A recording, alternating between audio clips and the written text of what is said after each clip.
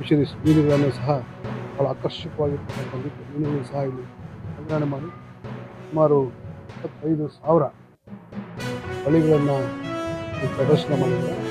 ಹಲವಾರು ಹೊಸ ಸಸಿಗಳನ್ನು ಹೂವುಗಳನ್ನು ಕೂಡ ಭಾಳ ಆಕರ್ಷಕವಾಗಿ ಮಾಡಿ ತುಂಬ ಚೆನ್ನಾಗಿ ಬಂದಿದೆ ಅಂತ ಹೇಳಿ ಬಯಸ್ತೀನಿ. ಒನಕೆ ಓಬವ್ವನ ಮಾಡಿದ್ದಾರೆ ಮೈಸೂರಿನ ಸಾಲು ಮಾರುತಿ ನಮ್ಮ ಜಿಲ್ಲೆಯ ಪ್ರಸಿದ್ಧ ಸಾಹಿತಿ ಟಿ ಎಲ್ ವೇಣು ಅವರ ಕೃತಿಯನ್ನು ಭಾಳ ಚೆನ್ನಾಗಿ ಮಾಡಿದ್ದಾರೆ. ಸೊ ಈ ರೀತಿಯಾಗಿ ಪ್ರತಿ ವರ್ಷಕ್ಕಿಂತ 50 ವರ್ಷ.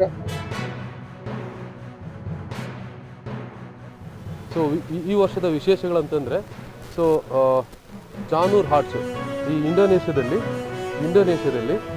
ಸೊ ತೆಂಗಿನ ಗರಿಗಳು ಅಂದರೆ ಬಿಳಿ ಮತ್ತು ಅದು ಹಳದಿ ಮತ್ತು ಹಸಿರು ವರ್ಣದ ಗರಿಗಳನ್ನು ಮಾಡಿ ವಿಶೇಷವಾಗಿ ಆಕೃತಿಗಳನ್ನು ಮಾಡ್ತಾರೆ, ಅದನ್ನು ಮಾಡಿದ್ದೀವಿ.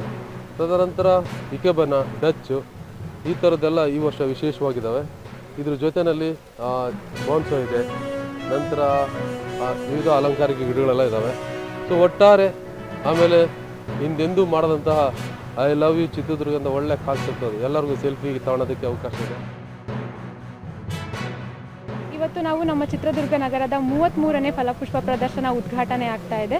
ತುಂಬ ಚೆನ್ನಾಗಿ ಫ್ಲವರ್ ಡೆಕೋರೇಷನ್ಸ್ ಎಲ್ಲ ಮಾಡಿದ್ದಾರೆ. ಈ ಸತಿ ಹೂವಲ್ಲಿ ಚಾರಿಯೇಟ್ ಮಾಡಿದ್ದಾರೆ, ತುಂಬ ಚೆನ್ನಾಗಿದೆ. ಹಾಗೆ ಇವಾಗ ಇನ್ನೊಂದು ವಾರದಲ್ಲಿ ತಿಪ್ಪೇರುದ್ರಸ್ವಾಮಿ ರಥೋತ್ಸವ ಆಗ್ತಾ ಇದೆ.